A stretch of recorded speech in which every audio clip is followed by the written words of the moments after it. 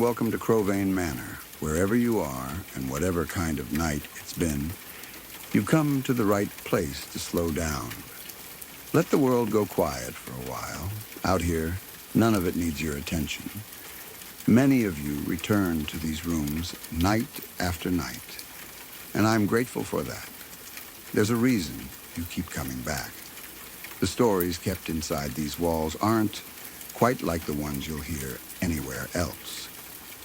Before we begin, leave a comment and tell me where in the world you're listening from tonight.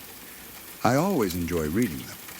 And if these stories stay with you, a like and a subscribe help more than you know.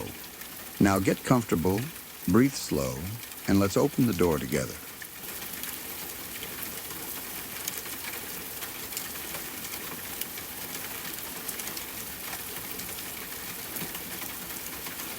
I was sitting at a stoplight waiting to make a left turn, and it was one of those intersections where you have two turning lanes side by side.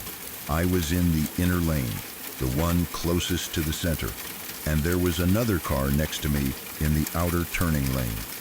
Everything about it felt normal. It wasn't late at night. It wasn't some empty road where your brain can start filling in the quiet with weird thoughts. It was just a regular traffic moment, the kind you've done 1,000 times without even thinking about it. We were both stopped behind the white line, waiting for the arrow. I remember being settled in that waiting to go posture, hands on the wheel, eyes forward, your mind half focused and half on autopilot. I had an iced tea in the cup holder.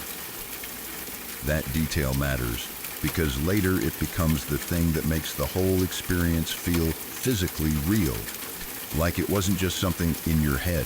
Then the light turned green. That's what I remember happening first.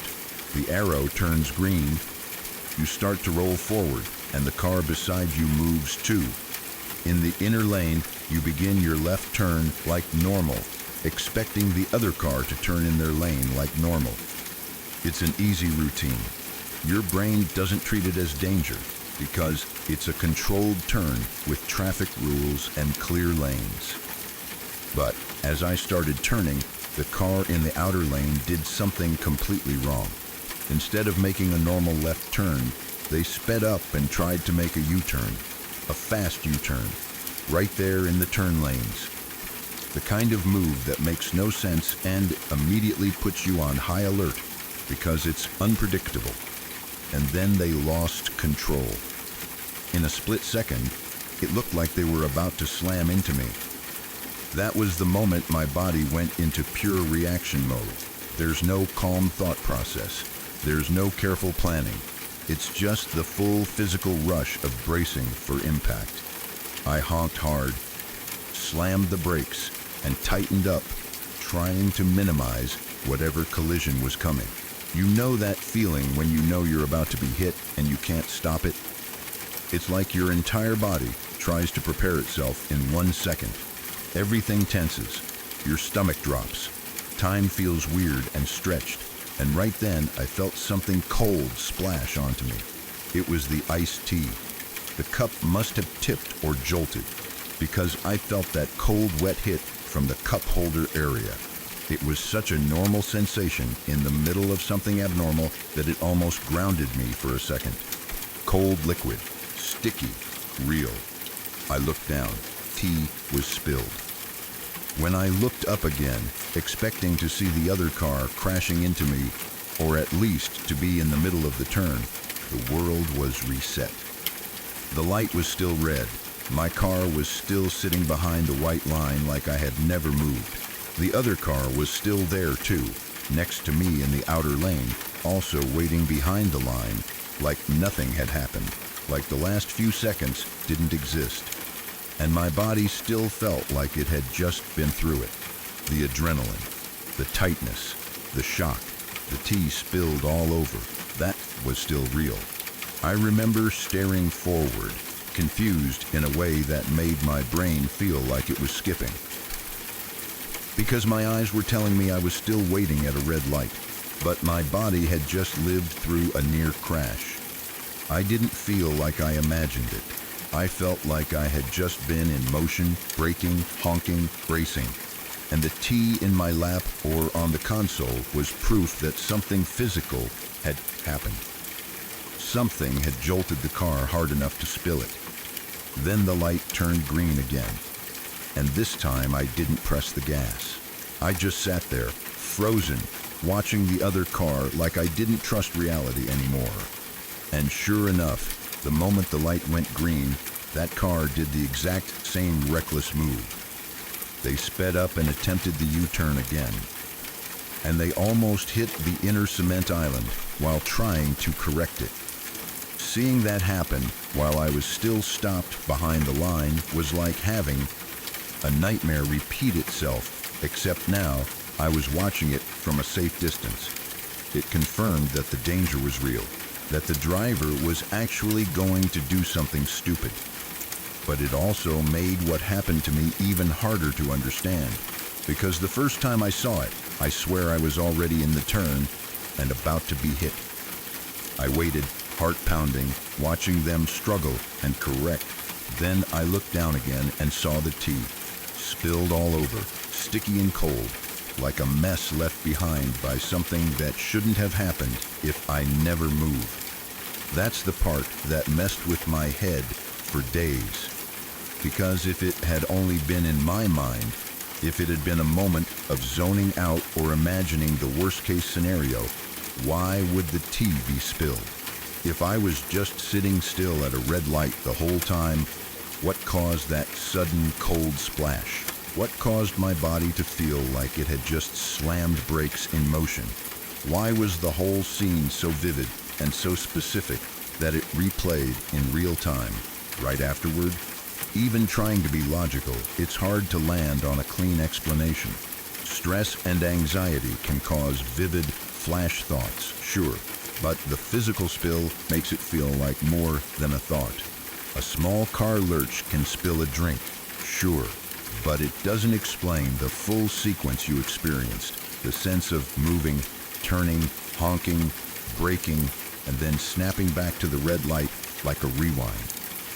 It's the kind of thing that makes you question your own senses in the worst way. Not because you think you're losing your mind, but because you know what you felt and what you saw, and the evidence in your cup holder is sitting right there, sticky and undeniable, while the world outside looks like it never changed. After that, it makes complete sense you avoid that left turn now. Because even if you don't have an explanation, your nervous system filed that intersection under danger. It doesn't matter whether it was a bizarre time-slip feeling, a dissociation moment, a micro-sleep snap, or something else your brain did to protect you. Your body remembers the terror and the confusion. It remembers the cold tea splash the moment you looked up and the light was still red.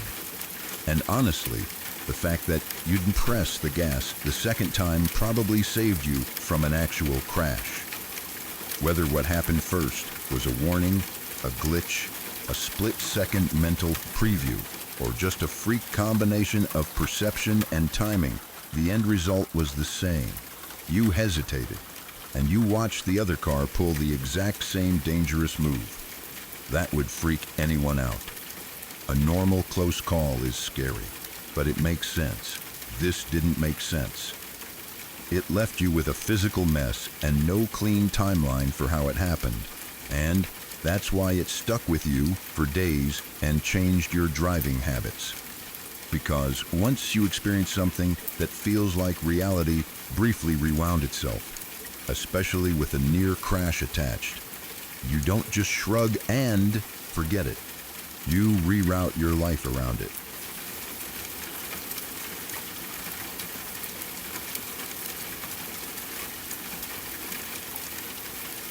I had this dream once that didn't feel like a normal dream.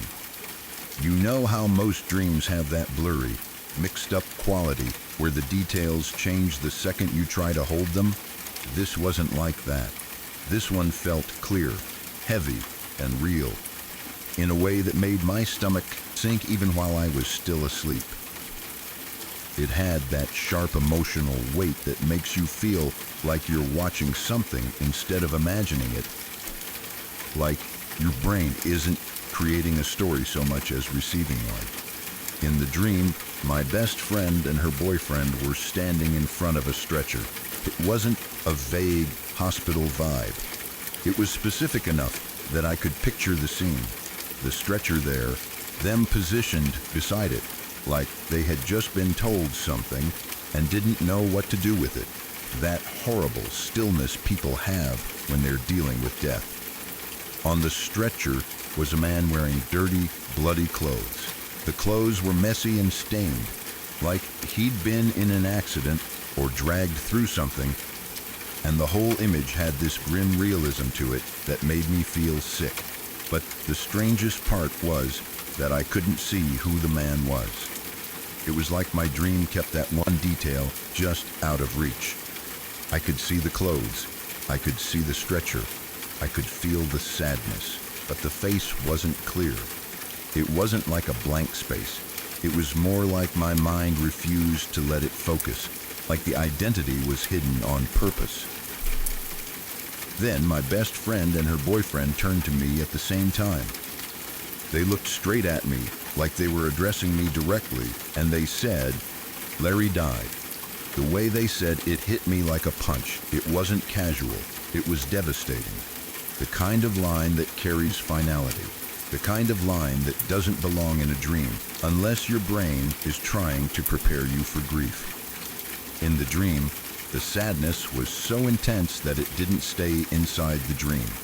It spilled over into my body. I felt it physically, like my chest was tightening and my throat was closing. That sadness is what woke me up. I woke up quickly, like I'd pulled myself out of sleep because the feeling was too much. I lay there in the dark with my heart racing, and the dream didn't fade the way dreams usually do. It stayed sharp, it stayed detailed, and the sentence, "Larry died," kept echoing in my head like an alarm. Larry is her dad. So my first instinct, the moment I was fully awake, was that the dream was warning me about her father. It felt obvious. It felt direct. I didn't even hesitate long enough to talk myself out of it, because the dream had felt so real that I couldn't treat it like nothing. I was shaken, and I had that urgent, anxious feeling like I needed to do something immediately, or I would regret it. So I called her. It wasn't a casual, "Hey, guess what weird thing I dreamed?" call. It was one of those calls where you're trying to sound calm, but your voice is too tight. I told her about the dream. I told her what I saw, her and her boyfriend standing by a stretcher, a man in dirty, bloody clothes, and them turning to me and saying Larry died. I told her how real it felt. I told her it scared me. And then I asked her to tell her dad not to ride his motorbike for a few days. I remember that word you used, imperative, because that's exactly how it feels when you have a dream like that. It's not just, that was creepy. It's please listen to me, because something is wrong. I didn't want to sound ridiculous, but I also didn't care if I sounded ridiculous. Because if there was even a small chance I could prevent something, I wanted to try. She listened, and I think she took it seriously enough to at least hear me out. Even if she didn't fully believe in prophetic dreams, she could tell I was genuinely upset. And that's the thing about these moments.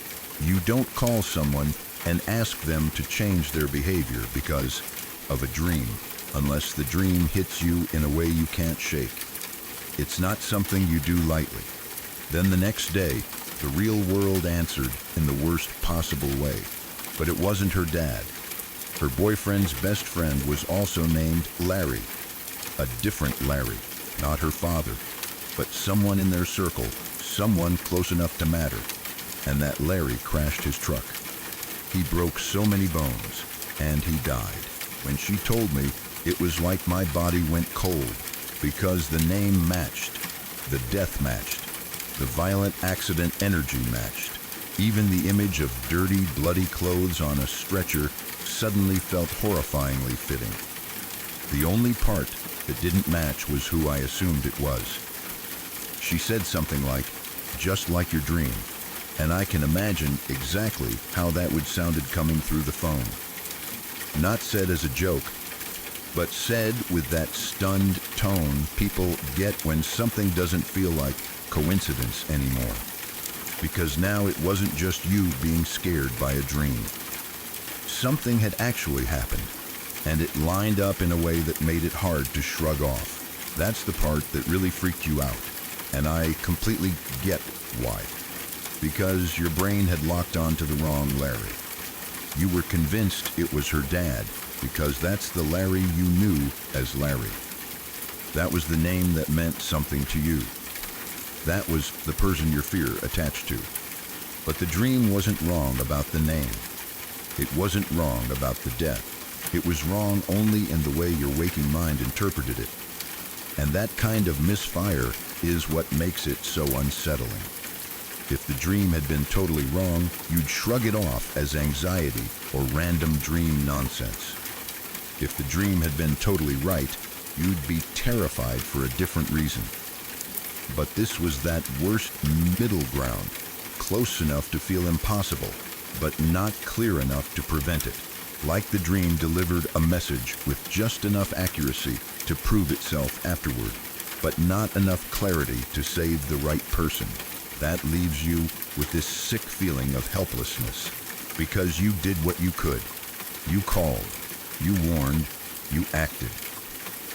And yet the accident still happened, just to a different Larry, and you couldn't have known which one the dream meant. It's also the kind of thing that makes you question how dreams work, because it doesn't feel like simple coincidence when the key detail, the name, lands correctly, and then the event follows immediately after. People can argue probability and psychology, and some of that might be true. Our brains pick up on stress, patterns, fear, the kinds of risks people around us take. Sometimes we dream about danger because we're aware of danger in the background. But the timing, the exact phrase, and the fact that the name connected to an actual death the next day is the part that makes it hard to file away neatly.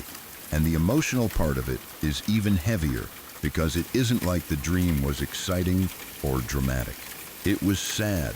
It was grief. It was that gut drop moment of someone you care about turning to you and saying someone is dead. The dream carried mourning in it, and then real mourning arrived right after. No matter how logical you are, that kind of experience leaves a mark.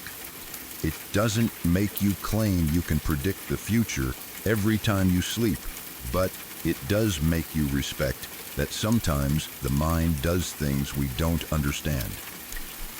Sometimes it produces a message that feels like it comes from outside the usual rules. Sometimes it hits with urgency, and then the world follows in a way that makes you feel like you brushed against something bigger than chance. And I can imagine that even years later, the phrase "Larry died" would still give you a jolt. Not because it's spooky in the fun way, but because you lived through the moment where a dream felt like a warning. You tried to act on it. And then the warning proved itself in the most brutal way possible. Just not with the person you thought it meant. That would freak the crap out of anyone.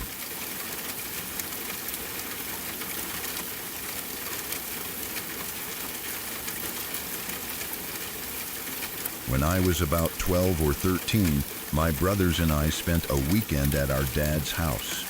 It wasn't a fancy place or anything, just one of those homes that felt temporary in the way some divorced parent houses feel when you're a kid. You live out of a bag, you settle in for a couple days, and then you pack up and leave again. Even if your dad tries, it can still feel like you're visiting instead of living there. That weekend felt normal at first. We were just kids doing kid things.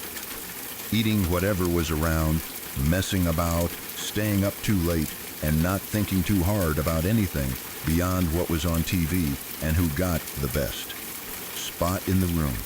We all slept in the same bedroom, and we had bunk beds. There were 2 of us on the bottom and 1 of us on top, and because I was the oldest, I usually took the top bunk. That night, I took it again. I remember it clearly because it wasn't one of those fuzzy childhood nights where you only remember the general feeling. It's sharp in my mind, like my brain saved it in high definition.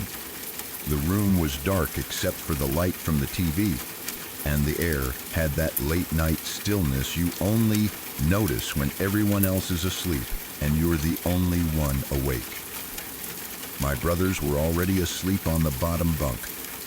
You know the sound little kids make when they're fully out, that steady breathing and the occasional small shift. It was comforting in a way, because it meant I wasn't alone. Even though the room was dark, there were 2 other people right there. The TV was on, low but bright enough to paint the walls with changing light. I was lying on the top bunk, not even scared, just relaxed and half entertained, watching reruns of Legends of the Hidden Temple on Nickelodeon. That show was like a comfort watch.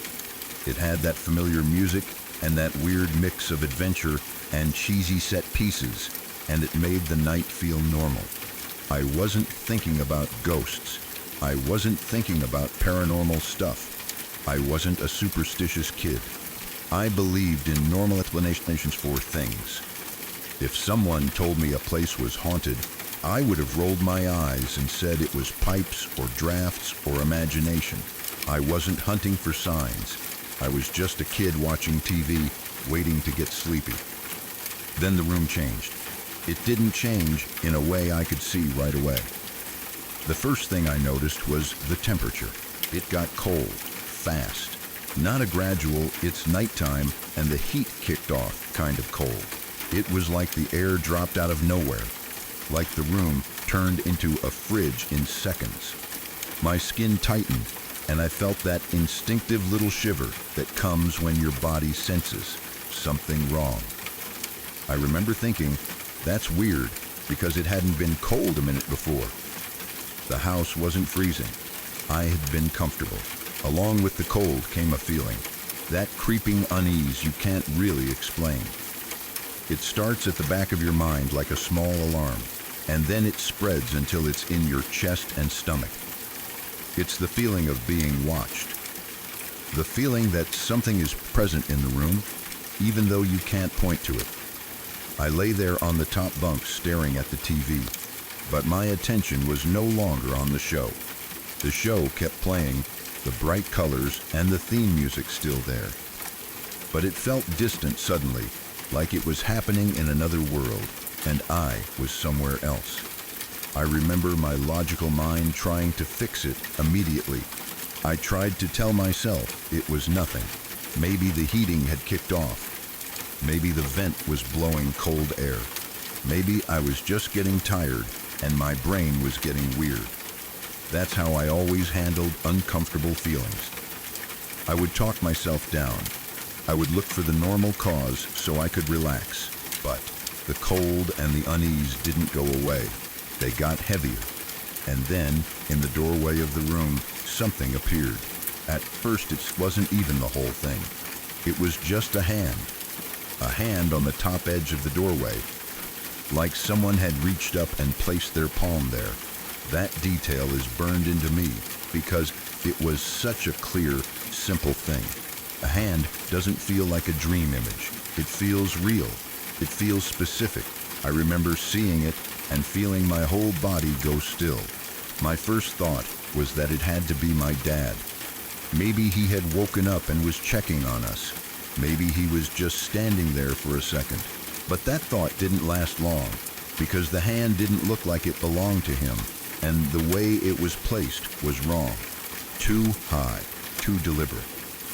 Like whoever it belonged to was taller than any normal person. Then the figure followed. A very tall, dark figure stepped into view. Coming through the doorway slowly enough that my eyes had time to take it in. The figure was so tall it looked like it had to duck to fit through the doorway. That's not an exaggeration. It didn't just look tall because I was a kid. It looked unnaturally tall, like a stretched shadow in the shape of a man, and on its head was a hat. A pipe hat, like something you'd see in an old photo, like an old-fashioned top hat. The hat made it look even taller, and it gave the whole thing this strange, out-of-time feeling, like it didn't belong in a kid's bedroom in the modern world. I remember my brain shouting at me that it had to be a nightmare. That was the only way to survive what I was seeing. I was lying in bed. It was late. The room was dark. My brothers were asleep. Seeing a tall man in a stovepipe hat in the doorway is the kind of thing that belongs in a bad dream. That was the explanation my mind tried to grab. Bad dream, night terror, an imagination, but it felt too real. The cold was real. The silence in the room was real. The way my body reacted was real. My heart was pounding so hard I could feel it in my throat. My mouth went dry. My arms felt heavy. And the figure didn't look like a dream figure. It didn't flicker. It didn't warp. It was just there, dark and solid in the doorway, like it had always been part of the room, and I was only now noticing it. I didn't scream. I didn't jump out of bed. I didn't wake my brothers. Fear can do that to you. It can make you silent. It can lock your body up. I lay there staring at it for a second, trying to decide what to do, and then my instincts took over. I rolled over. I turned my face toward the wall, and I pulled the covers over my head like a shield, like a blanket could protect me from something I didn't understand. It was such a childish move, but that's what I was. A kid trying to hide from something terrifying. I remember the feeling of the blanket sliding over my face, the fabric pressing against my nose and mouth, my breath hot inside the little pocket I made. I remember thinking, if I don't see it, maybe it will go away. If I hide, maybe it won't notice me. Like hiding in a game, like being under the covers makes you invisible. But even under the covers, I could still feel it. That's the part that still makes my skin crawl when I think about it. It wasn't just that I was scared and imagining things. It felt like something was closer now, like it had moved, like it was right behind me, and I could feel its breath on my neck, even through the blanket. Not like a warm human breath, but like a presence pressing close enough that the back of my neck knew it was there. It made me freeze even harder, because in that moment I understood one thing very clearly. I was not going to look. I stayed under those covers like my life depended on it. My heart hammered. My body was rigid. I tried to slow my breathing so I wouldn't make noise. I tried to make myself small. I kept repeating in my mind, "Go away, go away, go away," without saying it out loud. I don't know how long it lasted. It could have been minutes. It could have been seconds. Time doesn't work normally when you're terrified. Eventually, exhaustion won. At some point, somehow, I fell asleep. When I woke up in the morning, everything looked normal again. Daylight has a way of shrinking fear. The room was just a room. The doorway was just a doorway. The TV was off. My brothers were awake and acting normal, like nothing had happened. The cold was gone. That heavy feeling was gone. And part of me immediately wanted to believe the easy explanation again. A nightmare, a night terror, maybe sleep paralysis, maybe my brain playing tricks because I was half asleep watching TV. I kept it to myself. I never told anyone, not my dad, not my mom, not my brothers, nobody. I was afraid they would think I was crazy, or laugh, or tell me I had an overactive imagination. I also didn't want to say it out loud, because saying it out loud would make it more real. If it stayed in my head, it could stay in the category of weird dream. If I told someone, it would become a thing, and then I'd have to deal with the fact that maybe it wasn't a dream at all. So for years, that's what I did. I buried it. I told myself it was a nightmare. I told myself it was sleep paralysis. I tried to be rational about it, Even though the memory didn't feel like the other nightmares I'd had as a kid, it felt different. It felt like a moment where the room itself changed, where something stepped into my world and I saw it. I carried that story quietly into adulthood. It became one of those private memories that you don't bring up because it doesn't fit into normal conversation. You learn to live with it by not touching it. Then years passed. I was about 23 when the topic came back up in a way I never expected. My younger brother and I were talking, just reminiscing about childhood, laughing about random memories, the way siblings do when you've both grown up enough to look back and see things differently. Somehow we started talking about our dad's old house, and I remember feeling that small tightness in my chest as soon as the house came up. Because even though I'd pushed the memory down, it was still tied to that place. We were mid-conversation when my brother paused. He went quiet for a second, like he was deciding whether to say something. Then he looked at me and asked, "Did you ever see the man in the hat?" The moment he said that, my heart froze. It was like the room we were in disappeared for a second, and I was back on that top bunk, because those words weren't vague. Man in the hat. That wasn't a general ghost question, that was specific. That was the exact shape of what I had seen, and I had never told anyone, not once, not in a joke, not in a late-night confession, never. I stared at him, and I don't even know what my face looked like. But I know he could tell immediately by my reaction that something had hit. I asked him what he meant, even though I already knew. And then he described it. The same tall figure, the same dark presence, the same hat, the same feeling that it was too tall for the doorway. It was like he was describing my own memory back to me. He hadn't heard it from me. He hadn't picked it up from a story. He was describing it because he had lived it too. In that moment, the nightmare explanation collapsed. Because you can tell yourself you had a vivid dream even for years. But when someone else describes the same thing you saw, without you ever planting the idea in their head, it changes everything. It wasn't just my imagination anymore. It was shared. It was real enough that it had reached him too. I remember feeling this mix of emotions I couldn't even sort out. Fear came back, sharp and cold, because the memory suddenly had weight. Shock, because I couldn't believe it was happening. And also a strange, awful relief, because for years I had carried it alone, thinking I was the only one. Now suddenly, I wasn't. It made me replay the night in my head with new eyes. Maybe he had seen it on a different night. Maybe it had happened to him and he kept it quiet for the same reason I did. Maybe it had been in that house like a stain, appearing to different kids at different times. The thought of it made my skin go tight all over again.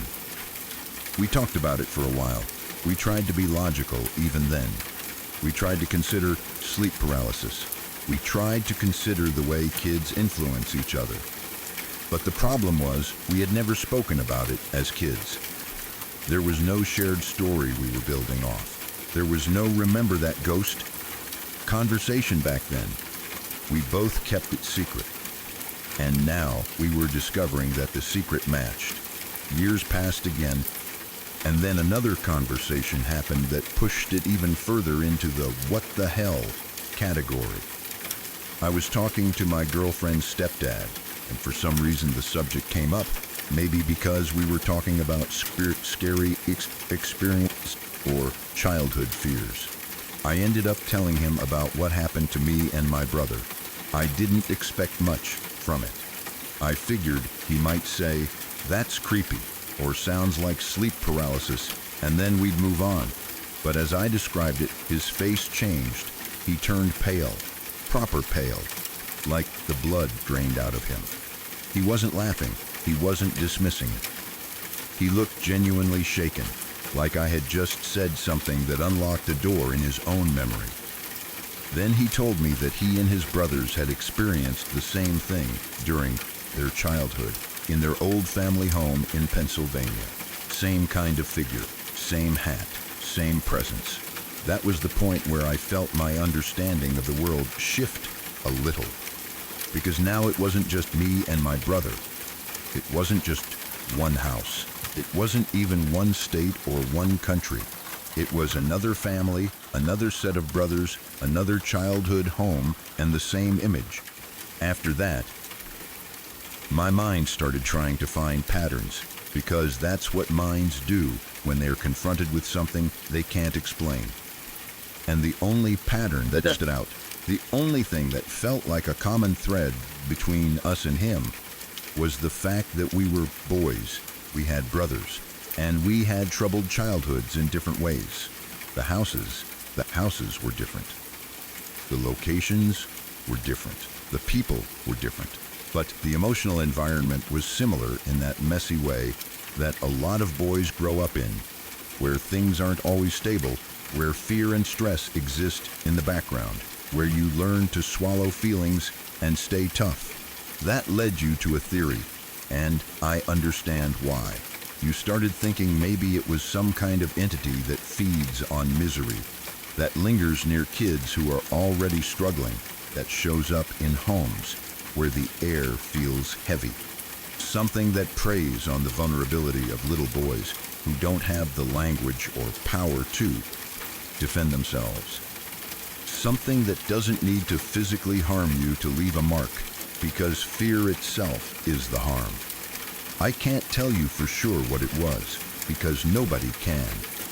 But I can tell you that the way you describe it feels exactly like something that changes a person. Not because you want it to, but because once you experience something like that and then have it confirmed by someone else, you don't get to go back to the old version of reality where everything has a neat explanation. You weren't superstitious before it happened. You weren't looking for ghosts. You weren't trying to turn your life into a paranormal story.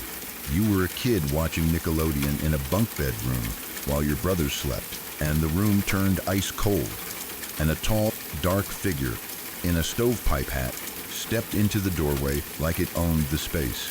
You hid under the covers and still felt its breath on your neck, and you carried that memory in silence for years. Then, as an adult, your brother asked you about the man in the hat, and your heart froze because you realized you hadn't been alone in it. Then another grown man told you he'd seen the same thing with his brothers in Pennsylvania. And suddenly, your experience wasn't just a private nightmare anymore. It became part of a pattern you never wanted to be part of. That's why it changed the way you view the world. Not because you decided to believe. Because you were forced to admit that there are things people experience that don't fit neatly into dream or imagination, especially when the same thing shows up in separate lives with the same kind of emotional weight.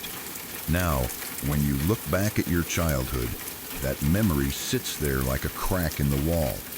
And even if you keep a logical mind, even if you still search for normal explanations first, it makes sense that you'd also believe there's a lot out there we don't understand. Because once you've had even one moment like that, especially one that echoes across other people's memories, the world stops feeling as simple as it used to.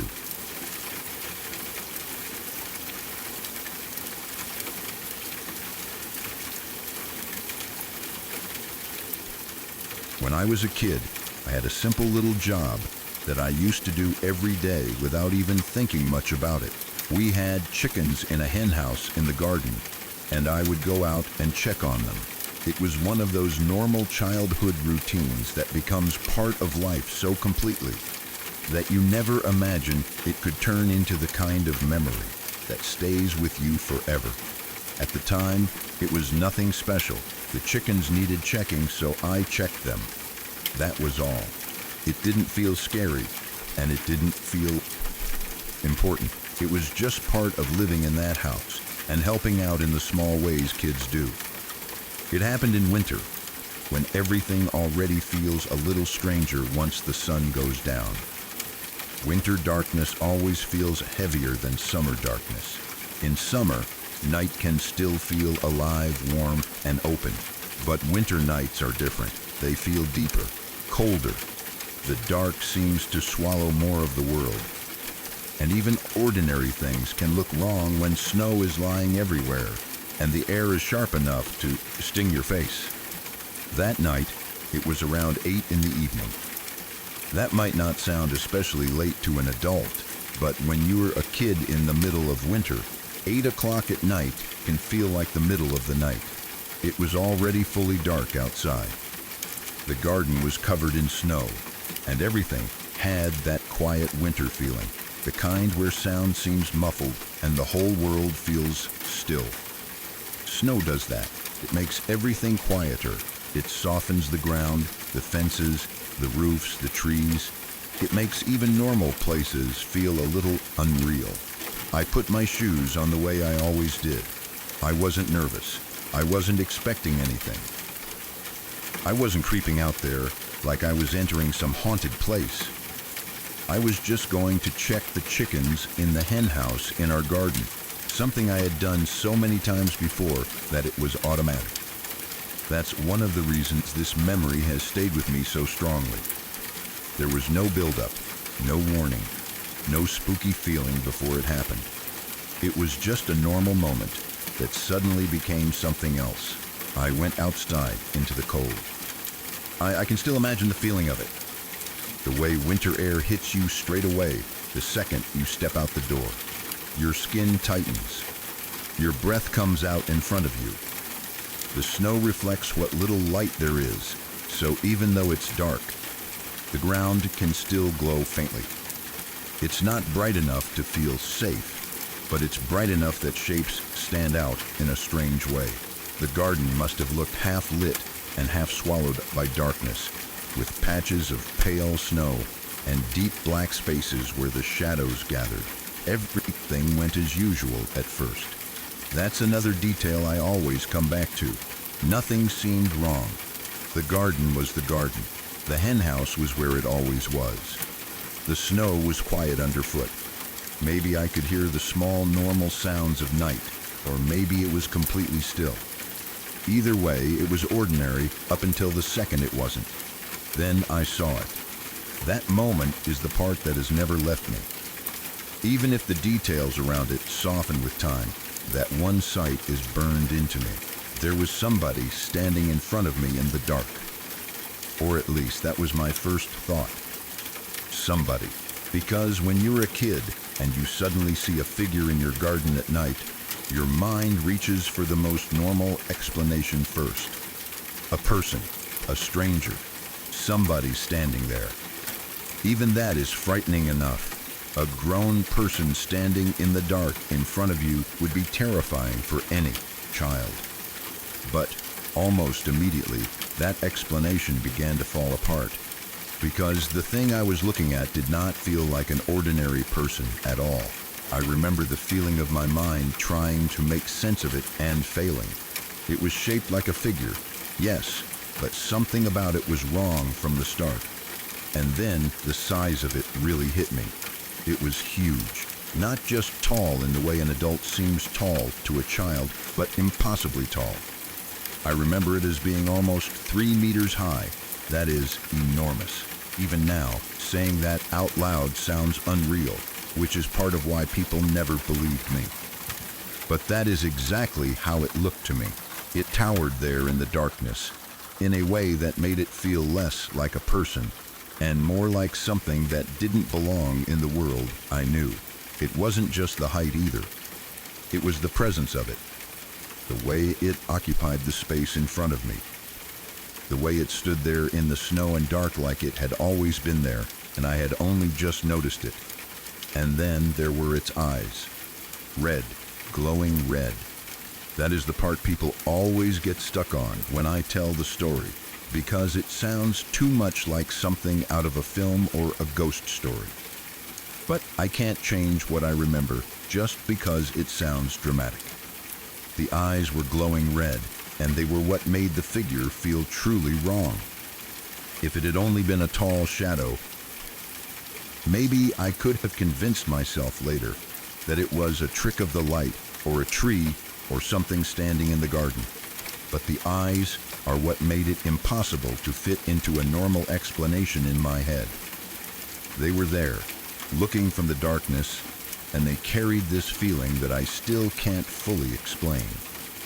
It wasn't just that they were red, it was that they felt alive. I don't know how long I stood there. In a memory like that, time doesn't behave normally. It might have been only a second or two. It might have been longer. When you're scared, everything stretches out. A moment becomes huge. I just remember that awful frozen feeling, like my whole body had stopped working properly.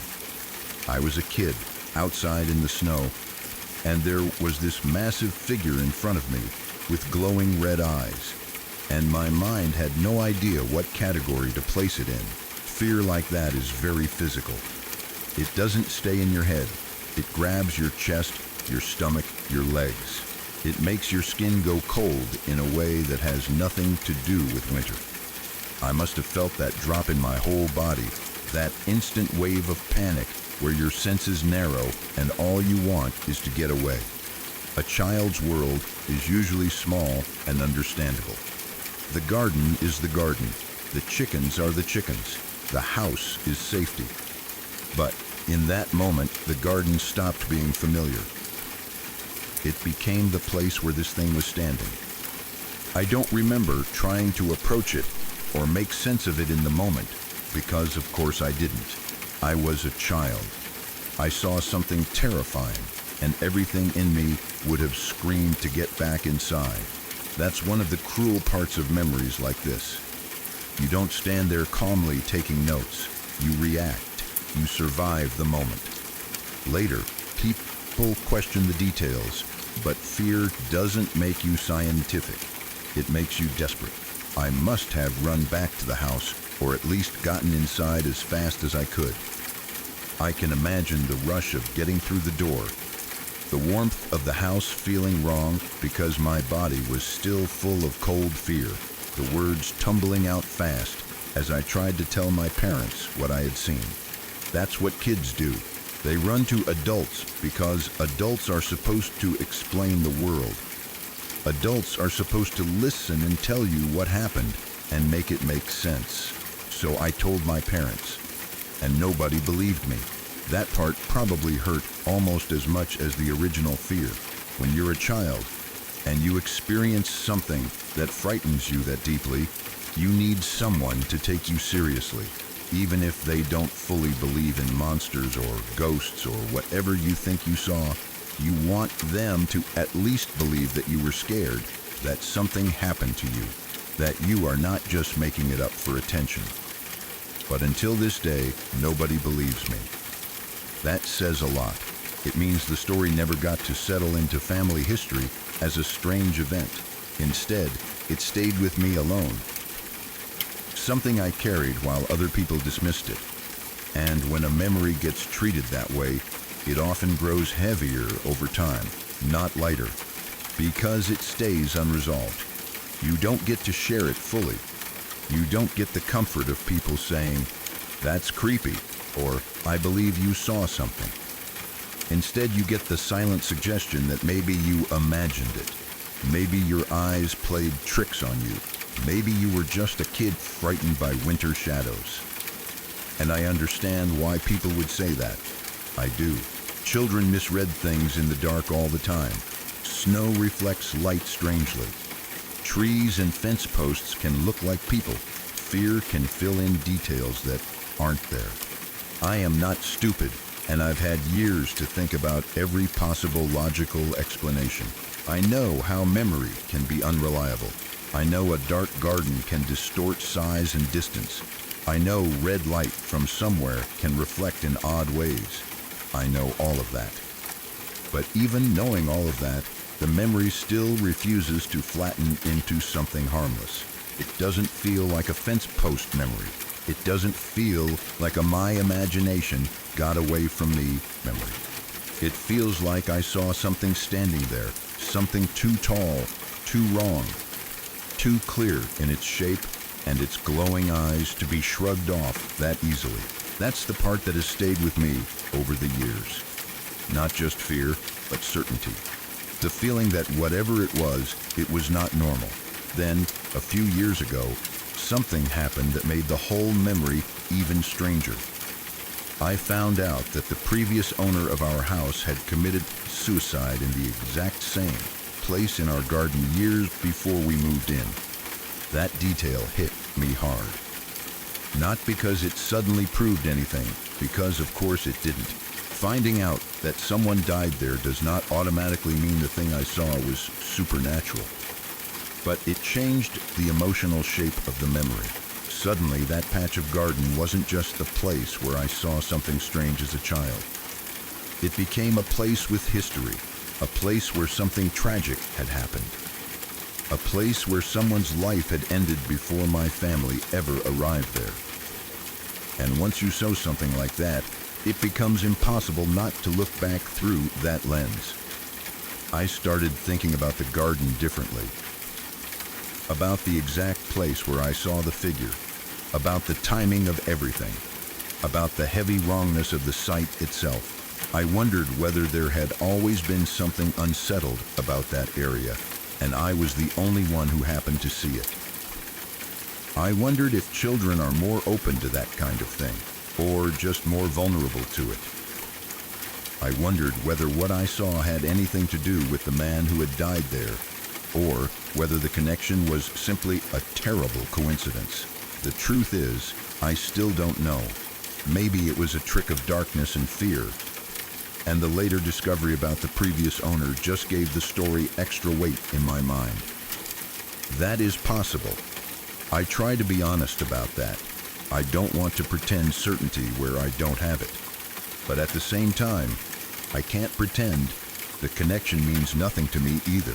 Because when you already have a memory that feels impossible, and then years later you learn that a man died in that exact same spot, it does something to you. It makes the old fear rise up again. It makes you feel like maybe the world is stranger than most people want to admit. What makes the memory stay so vivid is the simplicity of it. It wasn't a long haunting. It wasn't a string of weird events. It was just one ordinary winter evening, one trip out to check the chickens, one moment in the snow when I saw a figure almost 3 meters tall with glowing red eyes standing in front of me. That's all. No dramatic ending. No voice calling my name. No chase. Just the image itself, planted in me like a splinter. And maybe that's why it has lasted, because there was no explanation waiting afterward. No one else came out and saw it. No parent rushed outside and discovered the cause. No answer arrived. There was only disbelief, and then years later, that disturbing piece of history about the previous owner. Even now, if I think about it too long, I can still feel something of that childhood fear. Not in a silly way, not like I expect it to appear in front of me again, but in the way certain memories never stop carrying the emotion they were born with. The dark garden, the snow, the cold air, the shape in front of me, the red eyes, that sick, frozen realization that what I was looking at was not right. People still don't believe me, and maybe they never will. I've made peace with that as much as I can. I know how the story sounds. I know it sounds exaggerated. I know people hear 3 meters tall and glowing red eyes and think of nightmares, not reality. But I also know what I remember, and I know the feeling it left behind. It was real enough to change the way I looked at that garden forever. Real enough that I can still tell the story clearly years later. Real enough that finding out someone had died in that exact place made my blood run cold. So whether it was something paranormal, something connected to the previous owner, some strange figure I will never understand, or a single childhood experience that the dark stamped too deeply into me, I can't dismiss it. I can't laugh it off. That night in the winter, when I went outside as usual to check the chickens and found that towering figure standing there in the snow, something happened that has stayed with me all my life. And no matter how many years pass, a part of me is still that kid in the garden, staring into the dark at something with red glowing eyes, knowing without question that whatever stood there was not supposed to be there.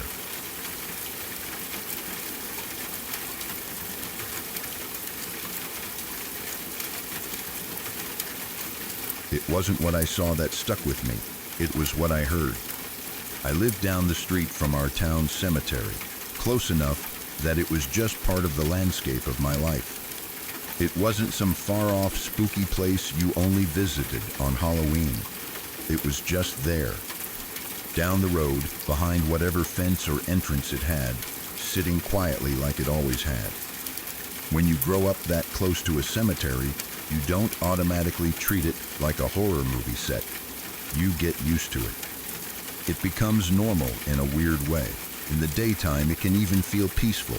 Quiet paths, trimmed grass, trees, birds, the sound of wind. It's not all creepy vibes. It's just a place people are laid to rest. Me and my buddies used to walk around there a lot. We weren't doing anything dramatic, just wandering the paths, talking, killing time.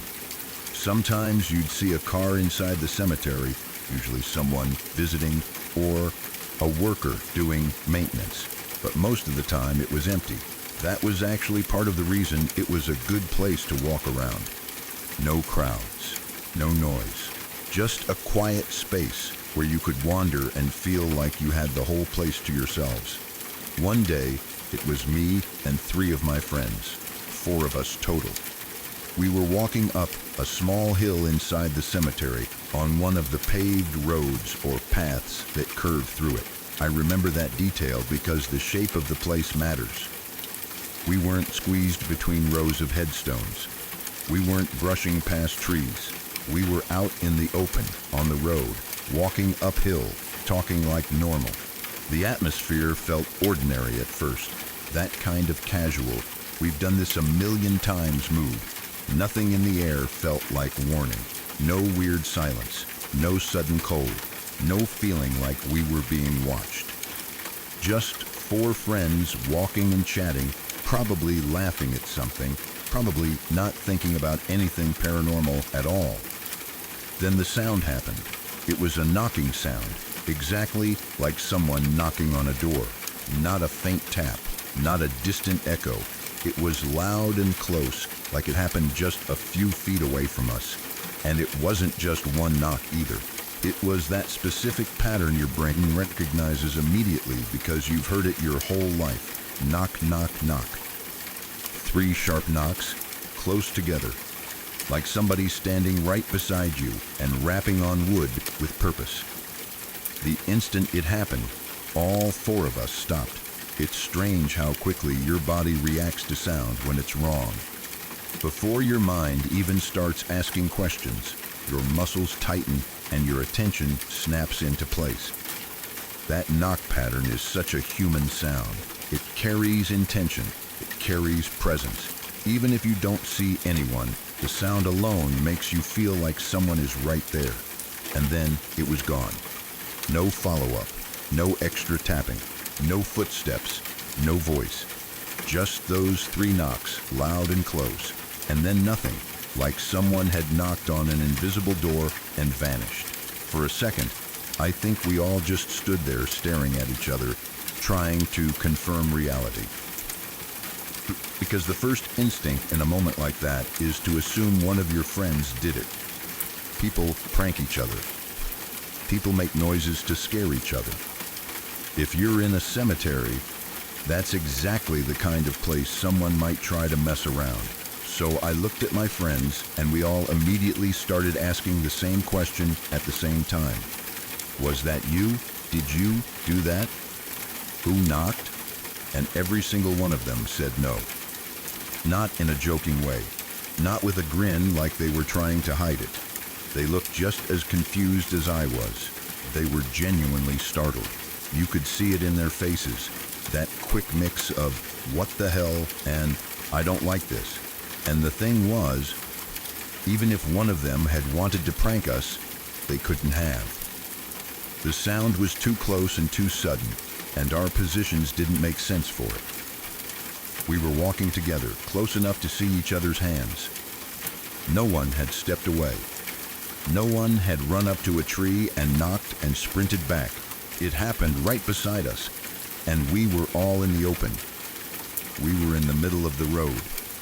That's another detail that makes it stick. If we'd been walking between headstones, you could argue maybe someone knocked on a monument or a tree.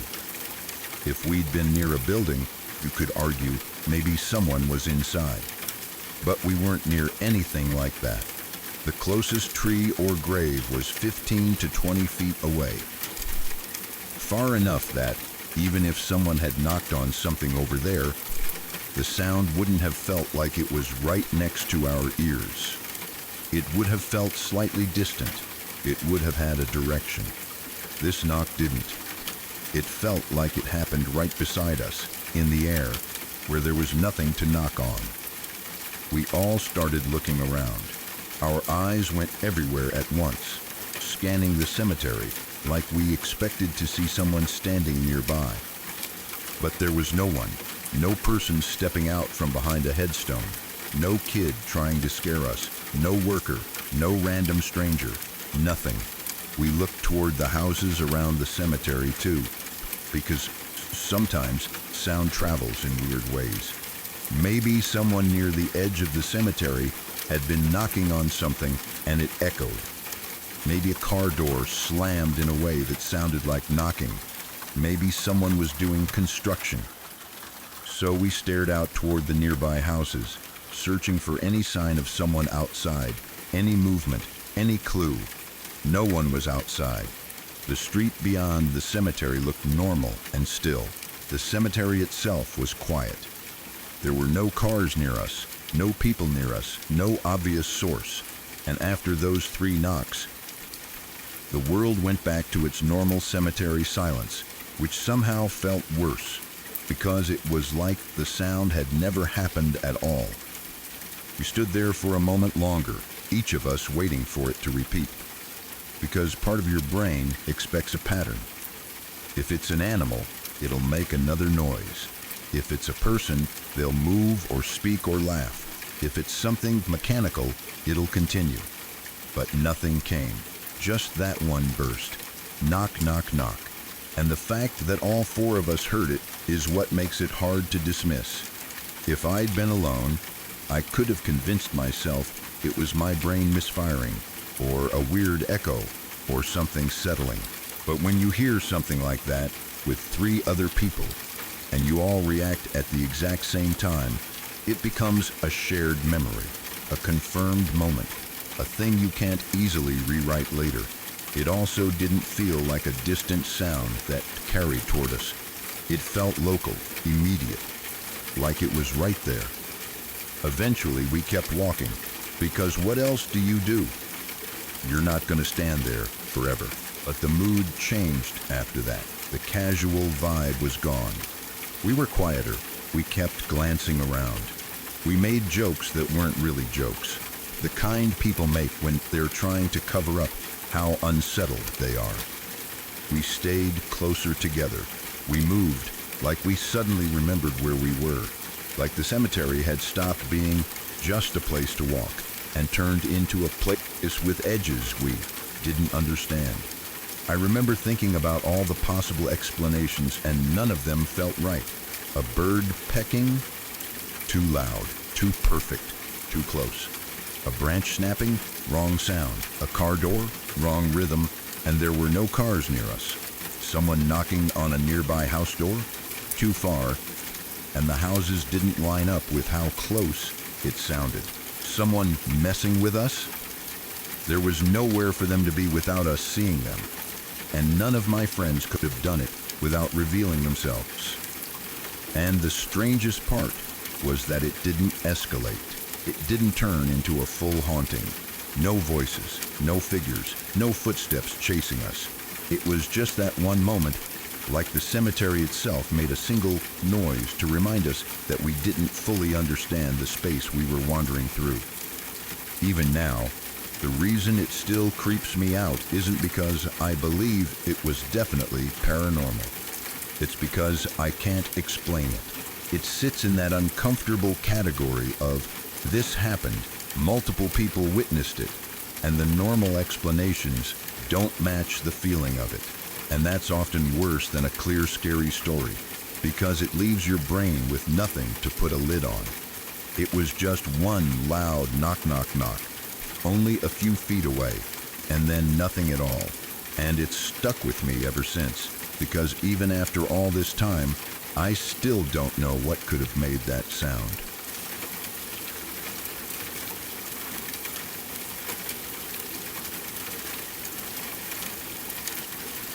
Let me hold the story right there for a second. You know how the dark creeps in slow? Well, so does a channel like this one. It grows one listener at a time, one night at a time, and that's where the subscribe button comes in. The bell beside it makes sure the dark always finds you when a new story is ready. No pressure, just an open door. Now let's pick up where we stopped.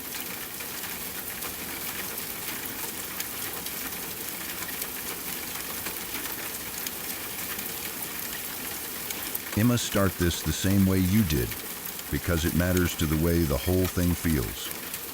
You weren't someone who wanted it to be paranormal. You were on the fence. You wanted to believe there could be something, sure, but only after you dragged every logical explanation through the mud first. You'd always try to pin stuff down to normal causes, because that's what you do when you want the world to make sense. You don't jump to coasts. You don't romanticize it. You go looking for drafts, pipes, neighbors, the house settling, anything you can hold in your hand mentally. And honestly, that mindset is part of what makes the story stick, because even with that mindset, the place still got under your skin. Your old family home was just off, not in a dramatic movie-haunted way, but in that heavier, low-grade way that never fully lets you relax. It's hard to explain to people who've never lived somewhere like that, because on paper it sounds normal. It's a house. It has furniture. It has people. You decorate it. You try to make it cozy. You fill it with your life. But the feeling doesn't match the effort. No matter how much you do to make it warm, the place feels like it doesn't want you there. Like you're tolerated rather than welcomed. You lived there 12 years, and it never felt like home. That's a long time to be living inside a space that always feels slightly hostile, like it's holding its breath when you walk through it. Over time, that kind of atmosphere seeps into you. You start noticing things you wouldn't notice elsewhere. You start listening when you should be sleeping. You start reading the silence like it's a language. The house itself had the perfect setup for unease too. It was old, proper old. 2 terraced houses, both over 100 years old, knocked together in West Yorkshire. UK old houses have their own character. They creak. They breathe. They have weird little layouts that don't follow modern logic. They have cold corners, narrow staircases, doors that don't sit right in their frames. And when you knock 2 of them into one, you end up with a place that feels stitched together, like it has seams. There was a coal cellar as well. A proper creepy one, the kind that already feels like it's waiting for you to turn your back. And then there was that detail that always sounds small until you picture it. You only had access to one half of it. The other half was walled off, with a single brick knocked out for ventilation. That little hole is the kind of thing your mind can't leave alone at night. A gap into a space you can't reach, a dark pocket of the house that still exists but belongs to nobody. Even in the daytime, things like that make a house feel like it has secrets. At night, it got worse. You'd be laid in bed, trying to sleep, and you'd hear it. Footsteps on the landing, the sound of a person walking up and down like they had nowhere else to go. Not the light pad of a kid, not the gentle, familiar shuffle of a parent going to the toilet. Heavy steps, adult steps, the kind that have weight behind them. And you knew your parents' footsteps. Everyone does in a family home. You can tell who's walking without seeing them, just by the pace and the sound and where the floor creaks. You knew it wasn't them.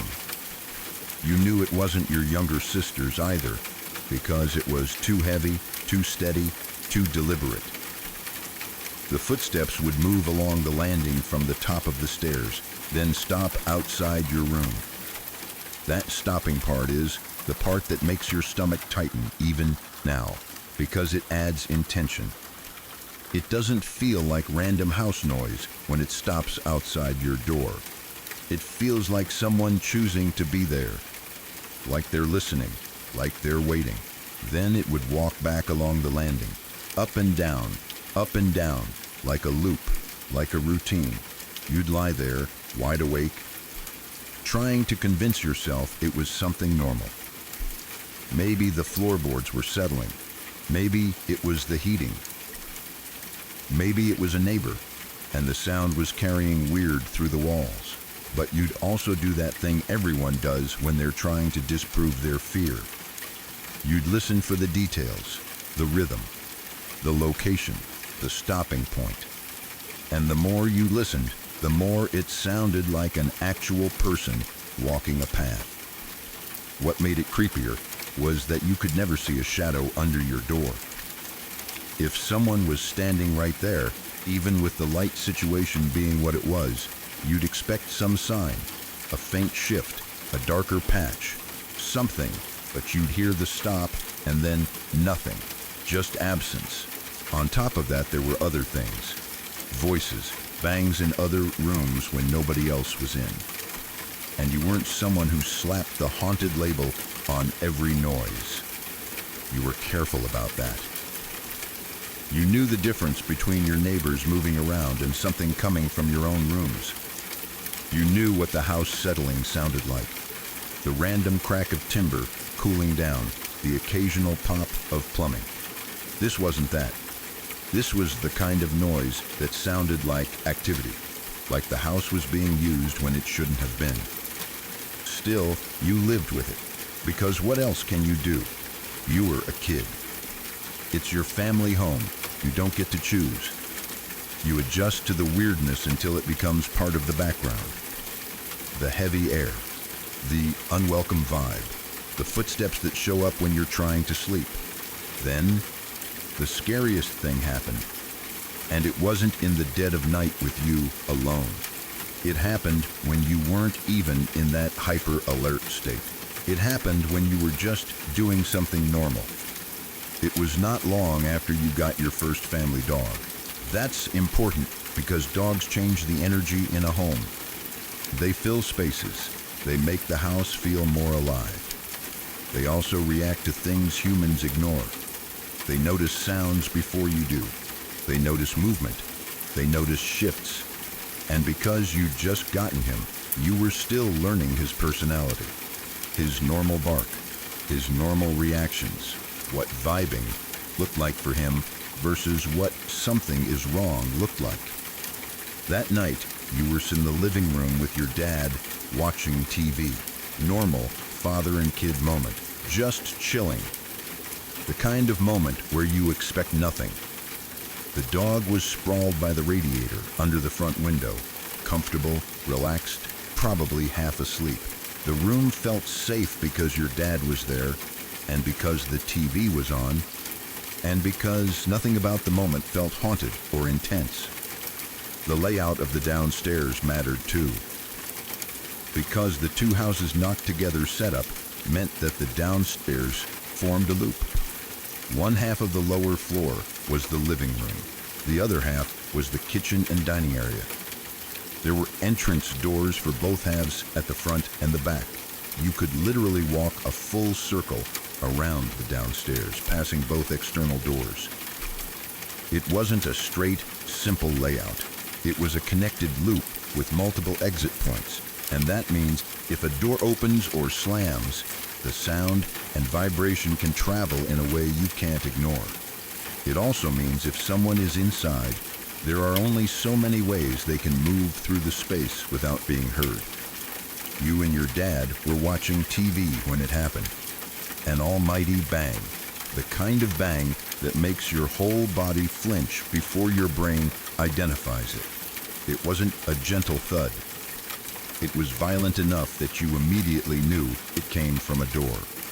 Specifically, it sounded like the back door slamming shut and rattling. Not a normal close. A slam that shook the frame. Because of the location of the door, you felt the vibration as well. That's how hard it hit. The TV noise suddenly didn't matter. The room went tense. You and your dad would looked at each other in that quick way people do when they both heard something that shouldn't have happened. Then, just a couple seconds later, the dog went ballistic. That's the thing that shifts it from weird to, oh, no. A dog who was sprawled out and vibing doesn't go from relaxed to ballistic without a trigger. He started barking at the hallway like something was there. Not barking at the window. Not barking at the telly. At the hallway. At the interior space that leads deeper into the house. Your heart would started going. Because the dog is doing what your nerves have been doing for years, reacting like something unseen is moving around the house. You got up to see what was going on, and the moment you stepped toward that area, the house felt different. That's always how it is. When you decide to check, you cross a line. You go from, maybe it's nothing, to, I'm about to find out. And then you saw it. The front door was wide open, not unlocked, not slightly ajar, wide open. Like someone had opened it properly, like someone had come in or gone out. That hit you on two levels at once. The normal level was immediate panic. Someone has been in the house. Someone opened a door. Someone could still be here. The other level was the deeper one. How the hell did that happen when you were sat right there? There was nobody out on the street. No person walking away. No neighbor standing there looking guilty. No kids messing about. And because of the layout and the timing, there was nowhere someone could have run to hide without you seeing or hearing them. It wasn't like a big open plan place where someone could quietly slip behind a sofa. It was a house with a loop, with you in the living room, and the sound of the slam only seconds earlier. You checked for the obvious answer anyway, because that's what you do when you're trying to be logical. You went to the back door, and it was locked up, chain on, everything secure. That detail is what makes the whole moment feel like it belongs in a file labeled "Doesn't Make Sense," because you had the sound and vibration of the back door slamming shut. You felt it. The house reacted to it. Then you found the front door wide open. Then you checked the back door, and it was fully locked, chained, like nobody had touched it. So what slammed? What made the vibration? What made the dog go off at the hallway? And how did the front door end up wide open with nobody around? Even if you try to force normal explanations into it, they don't sit comfortably. A draft strong enough to yank a front door wide open usually needs the door to already be unlatched, and it doesn't explain the back door slam and rattle with the chain still on. A person couldn't realistically do it without you seeing them, especially given the timing and the way the dog reacted. And if it was a mechanical thing, like a door catching weird in the frame, it still doesn't explain how the front door ended up wide open at the same time.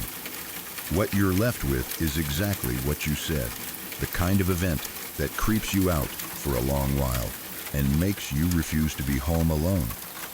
Because it isn't just a spooky noise. It's a thing that breaks your sense of safety in a very practical way. Doors are your boundary with the outside world. When doors behave wrong, your body feels exposed. After that night, you didn't just get spooked and forget it. You carried it for weeks. You refused to be home alone for a couple of weeks afterward, because even if you wanted to be brave, your nervous system didn't care about bravery. It remembered the slam, the vibration, the dog barking at empty hallway space, the open front door, the locked, chained back door, the fact that you couldn't pin it down. And the part that makes the story hit is that it sits on top of all the other stuff. It wasn't a one-off in an otherwise normal home. It was the biggest, clearest, what the fuck moment in a place that already had a heavy air, a place you never felt welcome in, a place where you'd lie awake, listening to heavy footsteps, pace the landing, and stop outside your room. You can be on the fence about paranormal stuff and still admit when something doesn't fit. That's basically the honest place to land. You can go through every logical explanation. You can try to be rational and still end up with this one memory that refuses to shrink into something normal. Because that night, in a stitched-together old West Yorkshire house with a creepy half-walled coal cellar and a looped downstairs, you were sent with your dad watching TV while your new dog chilled by the radiator, and the house did something that made all three of you react like something was there. And no matter how many years pass, the feeling your body learned from it is the same. Something was moving through your home when it shouldn't have been.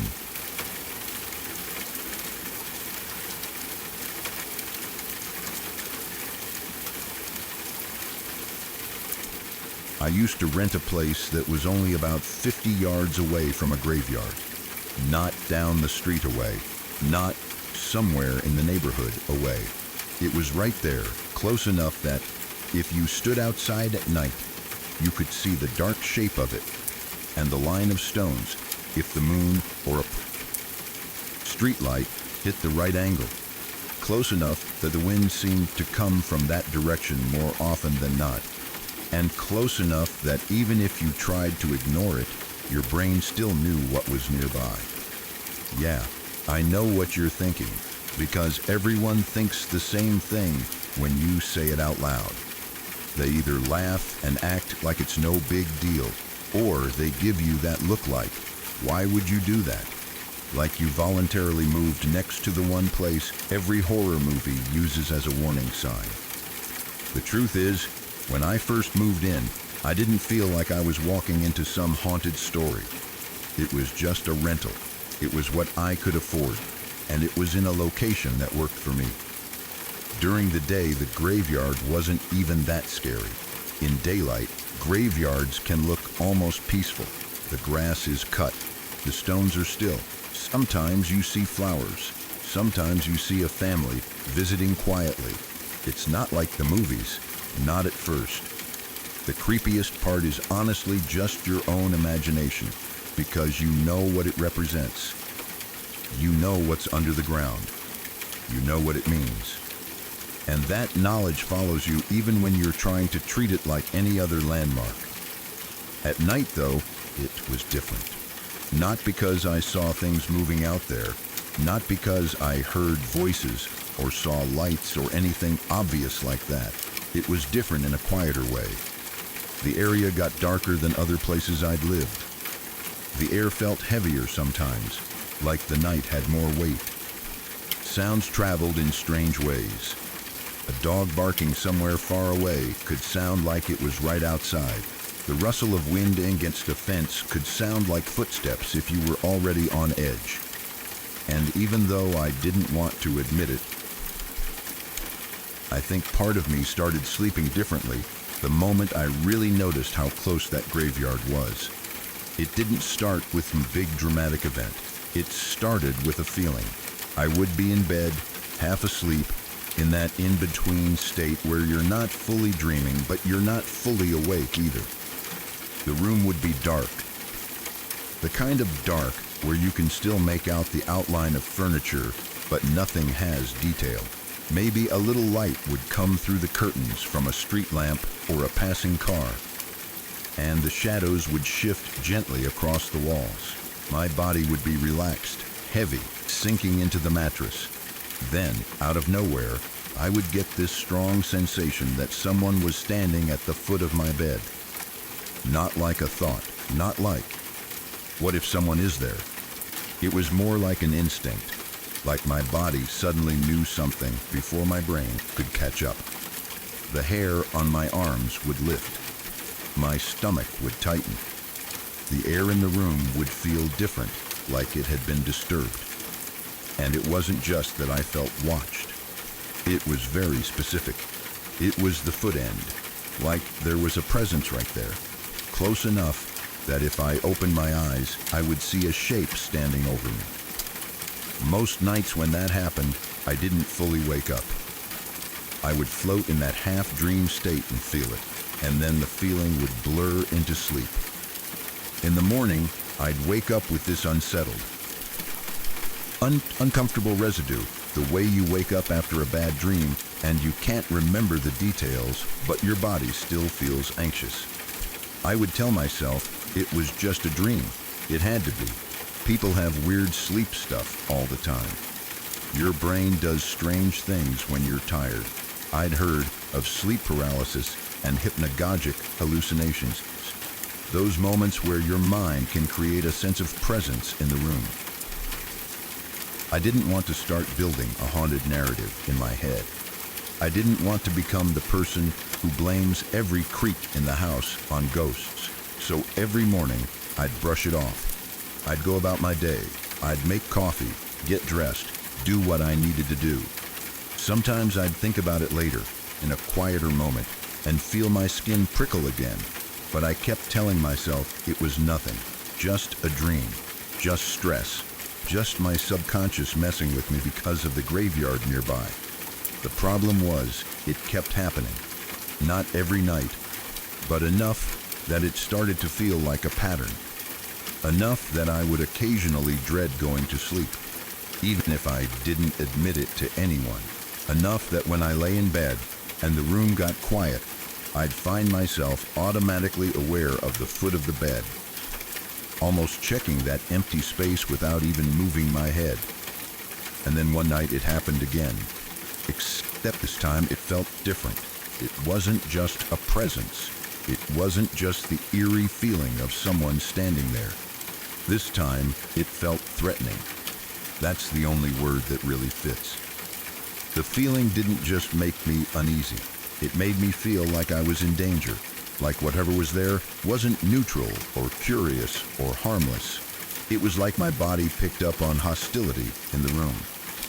Like something was leaning into me, pushing that fear straight into my chest.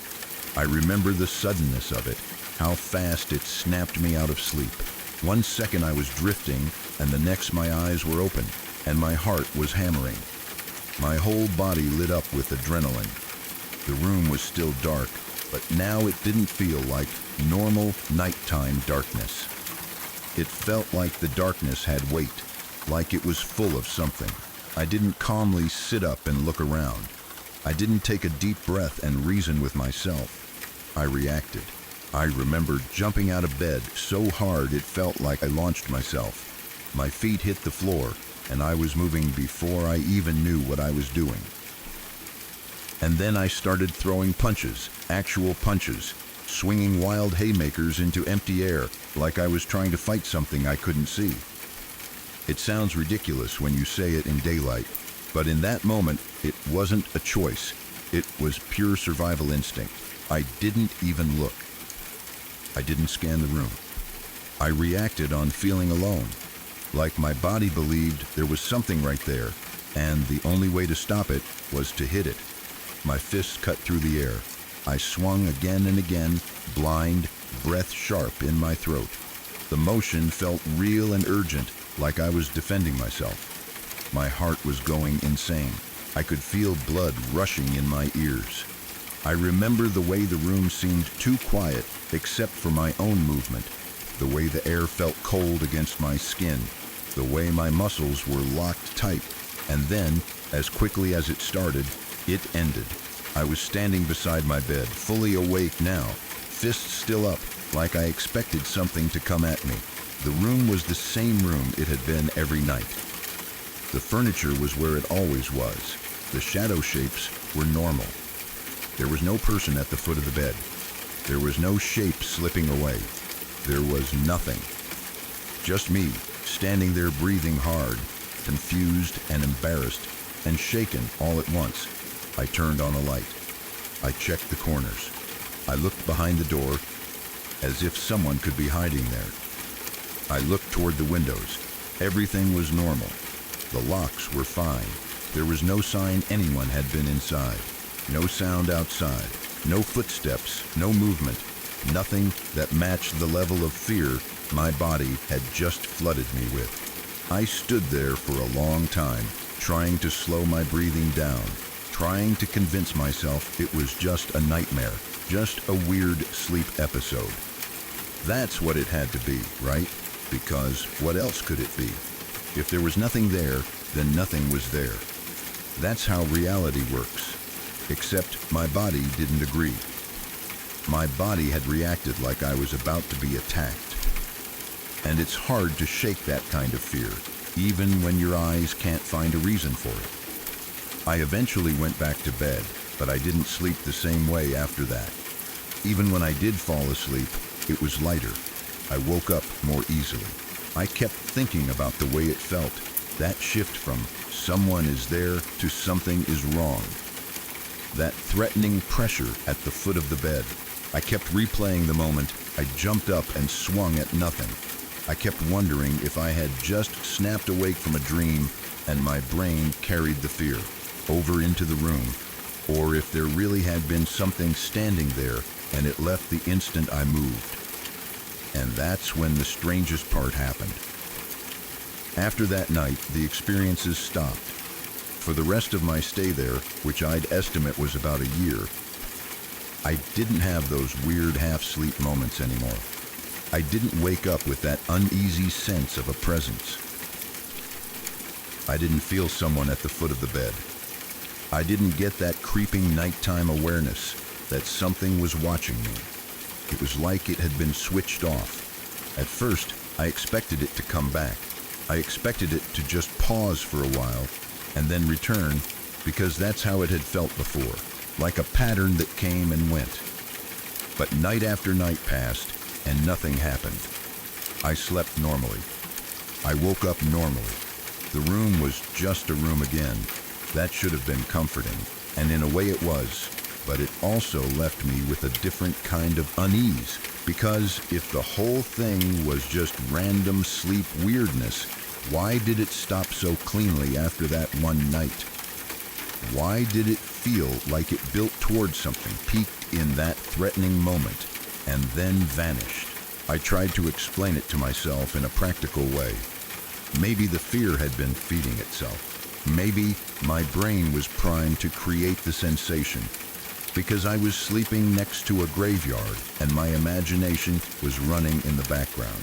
Maybe after that big adrenaline-fueled reaction, something in my mind reset, like my body finally broke out of a pattern and stopped producing that presence feeling.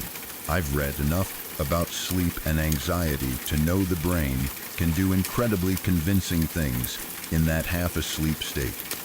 The sensation of someone in the room is common during sleep paralysis and hypnopompic states, and it can feel unbelievably real. It can even feel threatening, especially if your body is flooded with stress hormones. But even with those explanations, the emotional truth of it still sits in me, because it didn't feel like a vague sleep disturbance. It felt specific. It felt located at the foot of the bed. It felt like something standing there, consistently, repeatedly. And that one night it didn't just feel like someone is there. It felt like someone is there, and they mean me harm. That's a hard sensation to dismiss completely, no matter how rational you try to be later. There's also the detail that I never actually saw anything. It was all feeling. That makes it even harder to hold on to. If I had seen a shape, a figure, something I could describe, I could at least pin the memory down. But because it was just sensation, it lives in that frustrating space where it could be entirely in my brain, or it could be something else entirely. It's like trying to grab smoke. It slips. Sometimes I wonder if I had been sleepwalking without knowing it. And that night I woke up mid-motion and my body interpreted it as fighting. But it didn't feel like I woke up confused. It felt like I woke up in a burst of alarm and moved with purpose, like I was reacting to a threat I was already aware of. Sometimes I wonder if there was a sound that triggered it, some subtle noise outside or in the building that my sleeping brain turned into a presence. In old buildings, you can get settling noises, pipes knocking, animals in the walls, wind shifting things. The mind can take a small stimulus and build an entire scene around it. But again, why would it stop after that one night? Then there's the part of me that can't help thinking about how close that graveyard was. The way the air felt different at night. The way my subconscious might have been on high alert because of it. The way the idea of death, of bodies in the ground, of all those lives, ending and being stored right next to my home, might have been quietly shaping my sense of safety. Even if nothing supernatural was happening, living that close to a graveyard can change the way you sleep. It can pull old fears to the surface. It can make your brain more willing to interpret a shadow as a person, a creak as a footstep, a half-dream sensation as something standing over you. But still, it's hard to ignore the simple timeline. For months, I had this recurring sense that someone was at my foot end while I was half asleep. I woke up unsettled again and again, always thinking it was a dream. Then one night it felt threatening enough that my body reacted like it was, defending itself. I jumped up and swung at nothing, fully convinced in the moment that something was there. I ended up standing beside my bed awake, and there was nothing visible in the room. And after that, it never happened again. It's like whatever it was, whether it was my brain or something outside of it, reached a final moment and then stopped. Like a test that ended. Like a boundary that got crossed. Like something heard no for the first time and backed off. That's the part that stays with me. Not because I can prove anything, not because I have evidence, but because the experience created its own logic. It had a beginning, a middle, a peak, and an ending. And life doesn't always do that. Random anxiety doesn't always wrap itself up neatly. Sleep issues don't always end like a story closing a book. But this did. Even after things stopped, I'd still sometimes lie in bed and remember the feeling, especially if the room was too quiet. I would picture that empty space at the foot of the bed and feel a tiny flicker of the old fear. I would hold my breath for a second, waiting to see if it would come back, and then nothing would happen, and I'd exhale and try to relax again. I didn't tell a lot of people about it while I lived there, because it's one of those things that makes you sound crazy, no matter how you explain it. If you frame it as, I think something supernatural was in my room, people either laugh or look uncomfortable. If you frame it as, I had a recurring sleep sensation, it sounds clinical and less dramatic, but it doesn't capture how real it felt. And if you admit you jumped out of bed and started swinging at empty air, you risk turning your own fear into a punchline. So I mostly kept it to myself. I carried it like a private weirdness, the kind you only mention if you really trust someone, the kind you hesitate over because once you say it out loud, it becomes more solid. Saying it out loud makes it harder to pretend it wasn't a big deal. When I eventually moved out, I expected to feel some dramatic sense of relief, like stepping away from a cursed zone. But the truth is, The place had already gone quiet for me months before I left. By then, it was just a rental again, just walls and floors and a bedroom where I slept normally. The graveyard was still there, of course, still 50 yards away, still a dark shape in the distance, still full of the same silence. But my nights weren't haunted anymore. And that makes it stranger in a different way, because it means the thing that bothered me wasn't attached to the building the way ghost stories usually are. It wasn't a constant. It wasn't like I moved out and escaped. It was like it visited, lingered, pushed, and then disappeared as if it had gotten what it wanted, or as if it had been rejected. Sometimes I think about that night where it turned threatening and I reacted without thinking. I think about how my body didn't freeze, it didn't hide, it didn't curl up and hope it would pass. It fought. It swung at empty air like it was trying to defend itself even without proof of what it was defending against. And I think about how after that, it stopped. Maybe it was just my brain, and then that reaction broke the cycle. Maybe my fear had finally hit a point where it released itself, like a storm that burns out. Maybe the adrenaline and movement reset my sleep pattern. Maybe my mind stopped producing that sensation because it had reached a conclusion, like, okay, danger handled.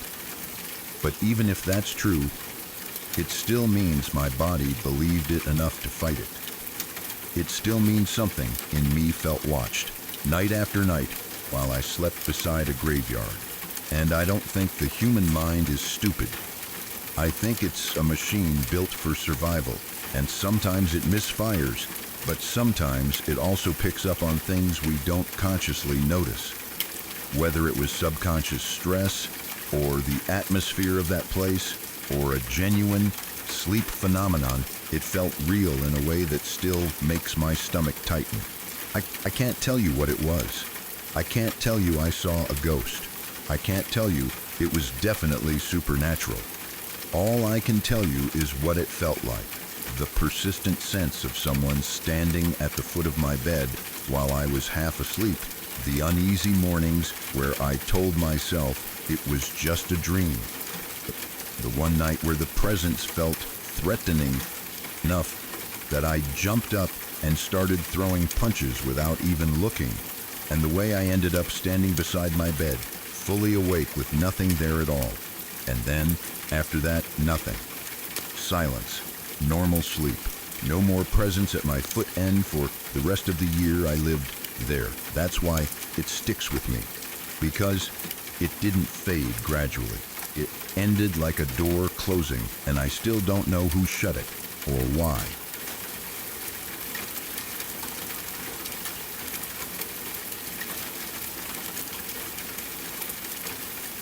My grandparents owned a very old, very large mansion, the kind of house that never really felt like it belonged to one time period.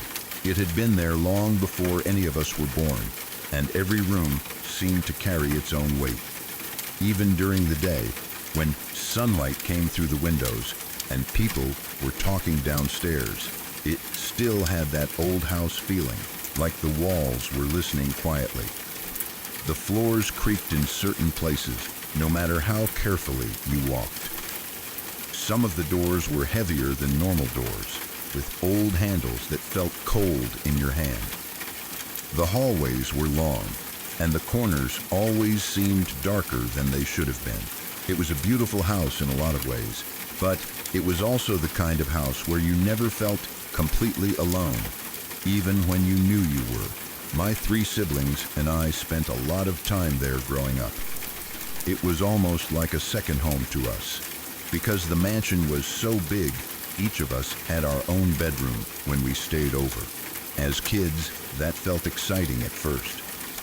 Having your own room in a huge old mansion sounds like something out of a storybook.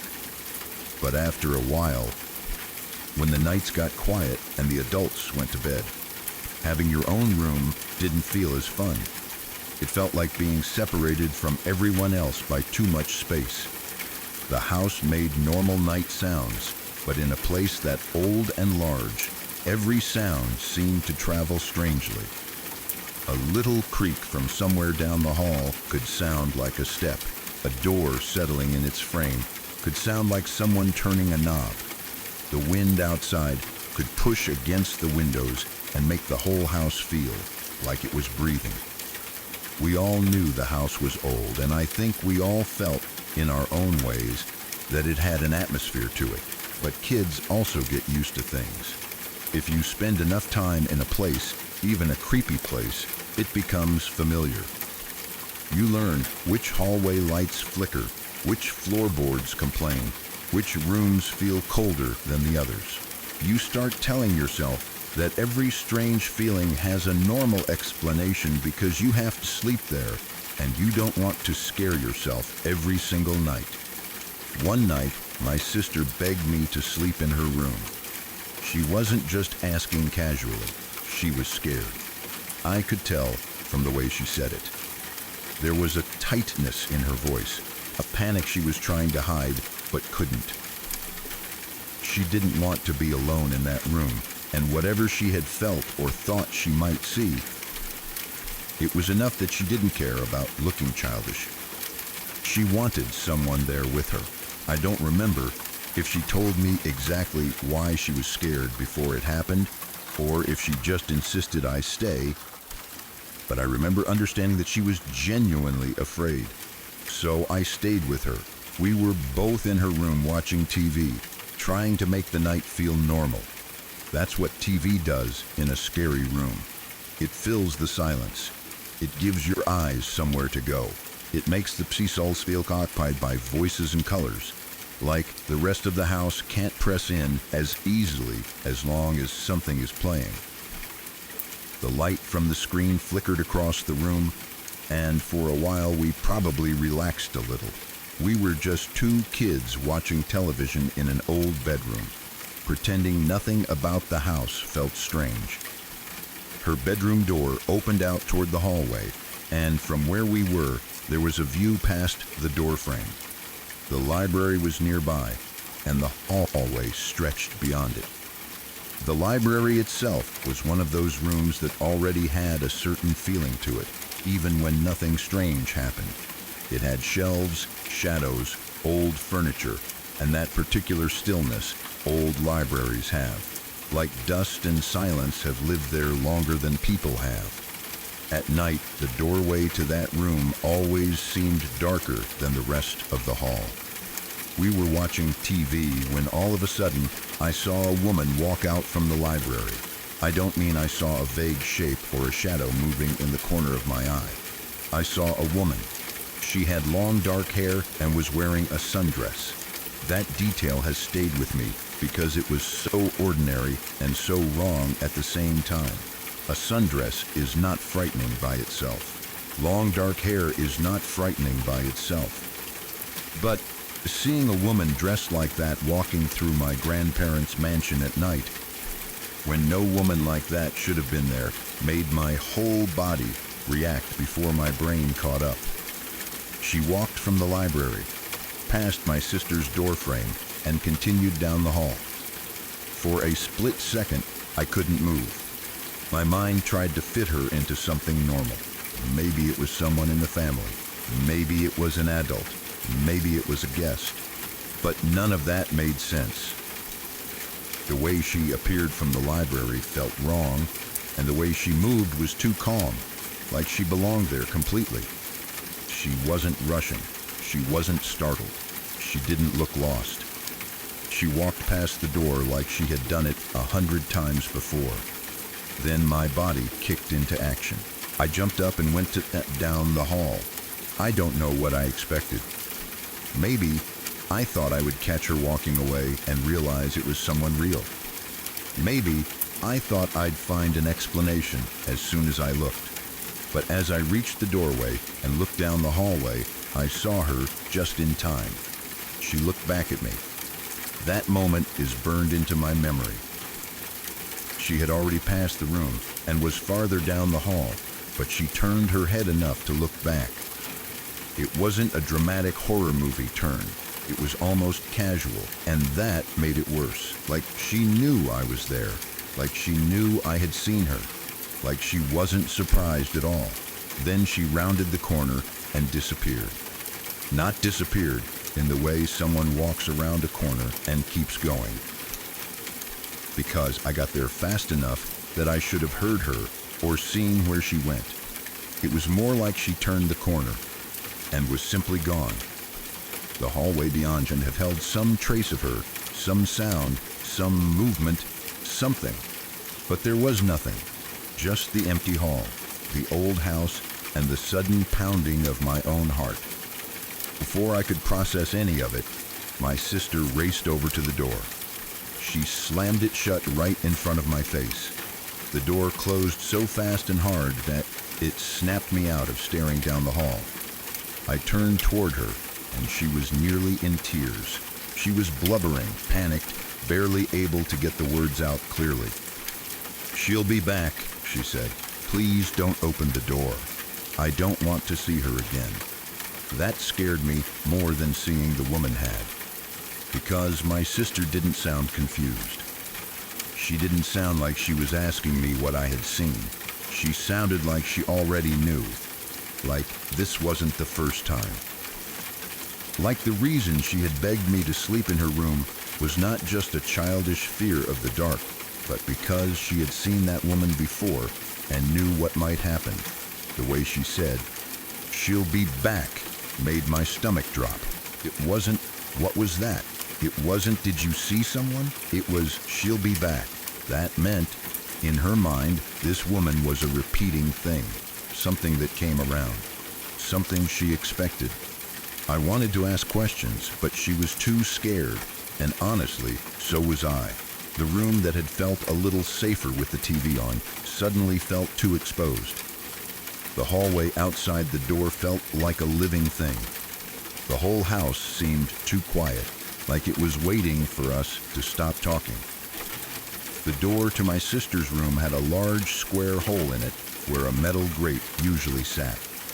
The grate was there for proper ventilation, but at that time it had been removed for cleaning. So, instead of a covered vent, there was an open square in the door. During the day, that probably seemed like nothing. At night, after seeing a woman walk past the room and hearing my sister beg me not to open the door, that hole became the worst part of the room. It meant the door wasn't really a full barrier.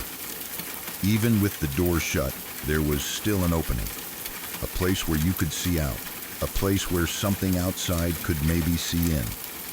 The TV kept playing, but neither of us was watching it the same way anymore. The sound from it felt distant, almost useless. I remember being aware of that square hole in the door, trying not to look at it too much, but also unable to ignore it. It pulled at my attention. Every little noise in the hallway made my eyes flick toward it. Then, later that night, I saw movement through the hole. At first, it was just the lower part of someone passing by. Legs. A woman's legs walking past the door. I froze. I could only see through that open square where the grate should have been, so I didn't see her full body, but I saw enough. The legs moved past the door in the hallway. The motion was calm, steady, like someone walking normally, not running, not stumbling, just walking. The same kind of ordinary movement that made the whole thing feel more wrong. If something had rushed past, maybe fear could explain it away as panic, but this was controlled, casual, like she was making rounds. I didn't open the door. I didn't want to. My sister definitely didn't want me to. She was terrified, and I could feel that terror filling the room with us. We were trapped between needing to know and not wanting to know. That is a terrible feeling, especially when you're a kid. Part of you wants to look because not knowing feels unbearable. Another part of you knows that if you look and see her again, you might never feel safe in that house afterward. So we stayed inside. Several times during the night, I saw those legs pass by the door through the open square. Not once. Not one quick moment that could be blamed on a shadow or a trick of the TV light. Several times. The movement would appear, pass across the hole, and then vanish from view. Each time the fear came back fresh. Each time I had to fight the urge to hold my breath. It was like she was walking up and down the hallway outside my sister's room, close enough that only a door separated us, except the door had a hole in it and didn't feel protective at all.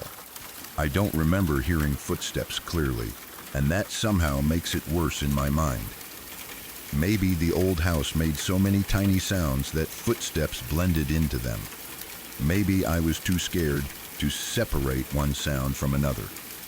Or maybe she didn't make sound the way a normal person would. What I remember most is seeing the motion through that hole and knowing she was outside the room again. My sister was almost beside herself. She didn't want to talk loudly. She didn't want to open the door. She didn't want me to look too much. She had already said she didn't want to see the woman again, and I understood why. There was something unbearable about the idea of looking through that hole and seeing her face staring back. Seeing her legs pass by was bad enough. A face would have been too much. The night felt incredibly long. Time stretches when you're scared and waiting for something. Every minute feels like it could be the minute the door opens. Every shift of the house makes your heart jump. You try to distract yourself with the TV, but the story on the screen doesn't matter anymore. The real story is outside the door, walking back and forth in the hallway. Eventually, somehow, the night ended. Morning came the way it always does, too bright and too normal for what happened in the dark. That is one of the strangest parts of experiences like this. Daylight makes everything look less believable. The hallway becomes just a hallway again. The library becomes just a room with books. The door becomes just a door with a missing grate. Adults move through the house like nothing happened, and breakfast or conversation or ordinary noise fills the spaces that felt terrifying only a few hours earlier. But daylight didn't erase what we saw. I knew I had seen the woman walk from the library, past the doorframe, and down the hall. I knew I had jumped up and seen her look back before rounding the corner. I knew my sister had slammed the door and begged me not to open it because she was sure the woman would return. I knew I had seen legs pass by that open square in the door several times during the night. That wasn't just a bad dream. We were awake. The TV was on. We reacted to each other. We remembered the same fear. The metal grate was eventually put back on the door. You would think that would make my sister feel safer. And maybe it did in one way. At least the hole was covered again. At least you couldn't accidentally see the hallway through an open square in the middle of the night. But once that grate was back, my sister kicked me out of her room. She didn't want me staying there anymore. That might sound strange after she had begged me to sleep there before, but I think I understand it. Maybe having me there meant I had seen too much. Maybe my presence made the whole thing more real, because now someone else knew. Maybe she wanted control back over her room, even if that control was just pretending nothing had happened. Or maybe the grate being back meant she felt she could hide from it better. And having another person there made her feel like the thing would be talked about or watched for. To this day, my sister won't talk about it. That silence says a lot. Some people love to tell scary stories from childhood, especially once they're older and safe. They laugh about it, exaggerate it, turn it into family legend. My sister doesn't do that with this. She shuts it down. She won't go into it. And to me, that makes it feel even more real, because she isn't trying to make it into something entertaining. She doesn't want attention from it. She wants distance. I've thought about possible explanations. Maybe there was someone in the house we didn't know was awake. Maybe one of the adults walked through the hallway wearing something that looked like a sundress, and in the dim light, I misread it. But that explanation falls apart when I remember the way my sister reacted, the way the woman looked back at me, and the way she disappeared around the corner. It also doesn't explain the legs passing repeatedly through the door hole later that night. If it was a real person, why were they walking back and forth outside a child's room in the middle of the night? Why didn't they answer? Why didn't anyone else mention it? Maybe it was a trick of light from the TV, but the woman was seen outside the room, in the hallway, coming from the library. The TV light didn't create a full woman with long dark hair and a sundress walking past the doorframe. It didn't make my sister almost cry and beg me not to open the door. It didn't create repeated leg movements through a square hole in the door. Maybe it was the house itself. Old houses have histories. They hold generations of people, memories, grief, happiness, illness, arguments, deaths, celebrations. I don't know if places can hold onto things in a way we don't understand, but that mansion always felt like it had more inside it than just the people currently living there. The hallways, the library, the corners, the rooms, they all seemed to contain something old and quiet. Most of the time, it stayed in the background. That night, it didn't. What bothers me the most is how ordinary the woman looked. She wasn't some monstrous figure. She wasn't covered in blood or floating in the air or doing anything dramatic. She was just a woman with long dark hair in a sundress, walking from the library down the hall. That normalness made it worse, because it made her feel like she belonged to a different life in the house, some other time, some routine we had interrupted. She didn't look like she was trying to scare us. She looked like she was passing through a space she considered hers. And when she looked back at me, it didn't feel like she was surprised to be seen. It felt more like she noticed that I had noticed her. That's a very different kind of fear. I still remember my sister's door, especially that square hole where the grate should have been. I remember how exposed it made us feel. I remember staring at it even when I didn't want to.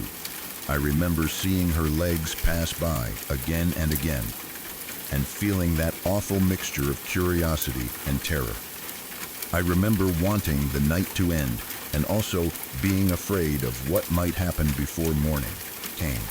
The mansion is still tied to a lot of childhood memories for me, good and bad, but that night stands apart from the rest. It wasn't just a spooky feeling or an old house noise. It was a clear sighting, followed by my sister's fear, followed by repeated movement outside the door, and the fact that she still refuses to talk about it tells me that whatever she had seen before that night had scared her deeply enough that she didn't need any more proof. I don't know who the woman was. I don't know why she walked from the library, why she looked back, or why she kept passing my sister's door through the night. I don't know if she was attached to the mansion, to the hallway, to the library, or to my sister's room specifically. I only know what I saw, and I know how my sister reacted. We were both watching TV, trying to feel safe in a room she had already been scared to sleep in alone. Then, a woman with long dark hair and a sundress walked out of the library and down the hall. I followed fast enough to see her look back before she vanished around the corner. My sister slammed the door and begged me not to open it because she believed the woman would come back. And through the open square where the grate should have been, I saw the woman's legs pass by the door several times during the night. That is the kind of memory that doesn't fade the way normal childhood memories do. It stays sharp because it never found an explanation. It stays sharp because someone else was there and was even more scared than I was. And it stays sharp because even now, my sister won't talk about it, as if speaking about the woman might somehow make her walk down that hallway again.